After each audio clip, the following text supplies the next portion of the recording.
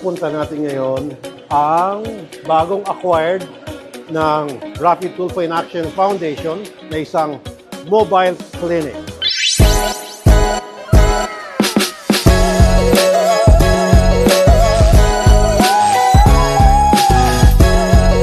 Services offered: X-ray, ECG, laboratory, ultrasound. Libre lahat yan para sa ating mga pasyente na walang kakayahang magbayad para sa mga serbisyong nabanggit. At nais ko nga palang pasalamatan, before anything else, ang lahat ng viewers at subscribers ng Rapid Tulfo in Action. Dahil sa inyo, ang Rapid Tulfo in Action Foundation, ito po, nabili. Ito ay PWD friendly. Para sa mga naka-wheelchair, hawak secured.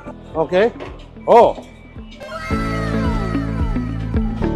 Aircon, waiting area para sa susunod na pasyente. At habang siya nakaupo rito, pwede siya manood ng telebisyon. Matik. Ito na ngayon. Dito, siyempre higa yung pasyente. At ito po, yung machine para sa pasyente na isasalang para sa ultrasound. Ito naman po ay laboratory para sa pag-extract ng mga dugo. May ref dito ilalagay ngayon yung mga na-extract ng mga blood samples. Ang ating X-ray room, bubuksan natin. Wow, wow, wow! Ayan! Lamig! Oh, okay. Ito yung high-tech na.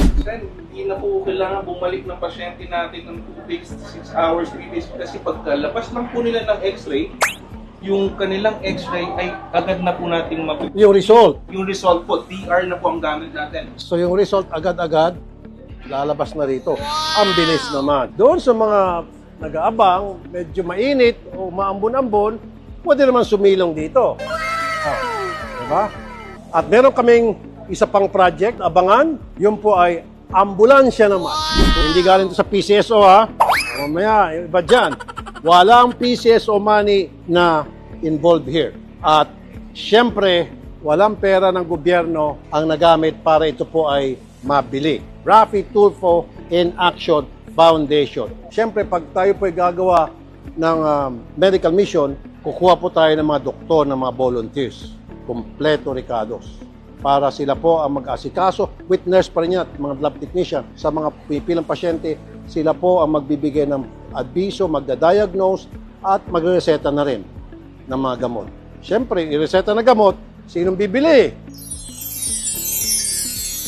At siya nga pala, hindi lang po pang Metro Manila to ha, pwede ito sa mga probinsya, as long as inaabot ng Roro, sasakay namin to para mapagsilbihan, kasulok-sulukan ng Pilipinas. Dahil ang mga followers, ang mga viewers ng RTIA nationwide. Kaya nationwide tayo.